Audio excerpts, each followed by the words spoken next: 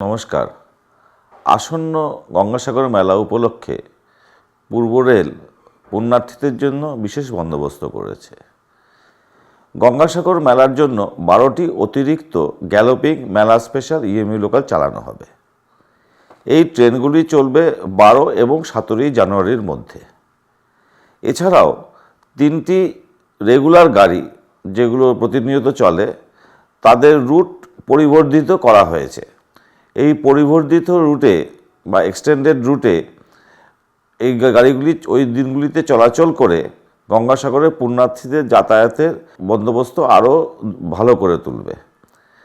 এই 12টি অতিরিক্ত যে মেলা স্পেশাল চলাচল করবে এর মধ্যে 3টি ট্রেন চলবে শিয়ালদা সাউথ, 2টি ট্রেন চলবে কলকাতা স্টেশন থেকে, 5টি নামখানা, 1টি লক্ষ্মীকান্তপুর থেকে আর 1টি কাকদ্বীপ থেকে।